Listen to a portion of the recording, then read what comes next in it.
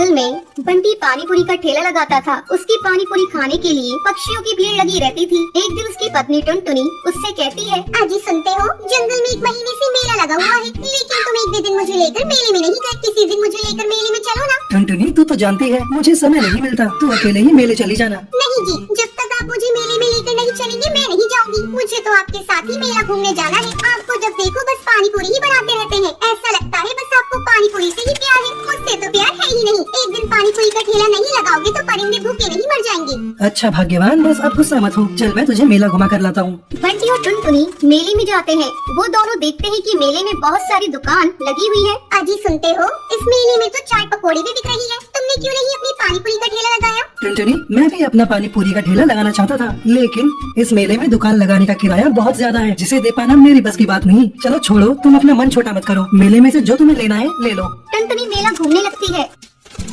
तभी बंटी की नजर एक पानी पूरी के ठेले पर पड़ती है। अरे इस पानी पूरी के ठेले पर तो बहुत भीड़ लगी हुई है और पानी पूरी का रेट भी ज्यादा है, फिर भी पक्षी बिना संकोच किए खा रहे हैं। मैं अभी जाकर पता लगाता हूँ कि इसने अपने पानी पूरी का दाम इतना ज्यादा क्यों रखा है। बंटी उस पानी पूरी के ठेले पर जाकर उस पानी पूरी वाले से पूछता है, अरे भाई, तुमने अपनी पानी पूरी का दाम इतना महंगा क्यों रखा है? ऐसा क्या है तुम्हारी पानी पूरी में? ये ऐसी वैसी पानी पूरी नहीं है, बॉम्बे का मशहूर पानी पूरी है। इसका पानी आरओ के पानी से तैयार किया जाता है और ये देखो यहाँ बहुत सारे फ्लेवर की पानी पूरी है। जरा मुझे भी देना तो। बंटी 50 रुपए पानी पूरी वाले को देता है। जैसे ही बंटी पानी पूरी खाता है, अरे ये तो बॉम्बे की पानी पूरी के नाम पर पक्षियों को लूट रहा है। इससे अच्छी पानी पूरी तो मैं बनाता हूँ, लेकिन जंगल के पक्षियों को मेरी पानी पूरी के 10 रुपए देने में ज्यादा लगता है। मुझे कुछ करना होगा। अगले दिन बंटी अपनी पानी पूरी का दाम 40 रुपए कर देता है। उसके ठेले पर एक कौवी पानी पूरी खाने को आती है। भैया, कल तक तो तुम्हारी पानी पूरी के दाम 10 रुपए था, लेकिन आज तुमने 40 रुपए रेट रखी है। ऐसा है बहन जी, कल तक मेरी पानी पूरी का फ्लेवर एक ही होता था, लेकिन आज ढेर सारे फ्लेवर्स हैं। बताइए आपको कौन सा फ्लेवर दूं? तुम अपना फ्लेवर अपने पास रखो,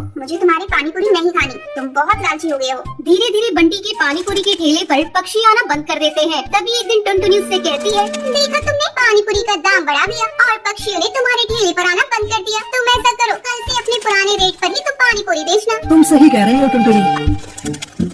अगले दिन बंटी कबूतर अपना लालच छोड़कर अपने पुराने रेट पर ही पक्षियों को पानी पूरी बेचने लगता है। धीरे धीरे उसके ठेले पर पक्षियों की भीड़ लगने लगती है। ये सब देखकर बंटी बहुत खुश होता है और आगे लालच कभी नहीं करता। हमें कभी भी लालच नहीं करना चाहिए। जो भी इंसान लालच करता है वो अपनी लाइफ में कभी भी खुश नहीं रह सकता। हमें अपनी मेहनत या किस्मत का जितना भी मिल गया उससे अपना काम निकालना चाहिए, लेकिन अगर हम थोड़ा ज्यादा के चक्कर में लालच करेंगे तो हमारे पास अभी जितना है उससे भी हाथ धोना पड़ सकता है।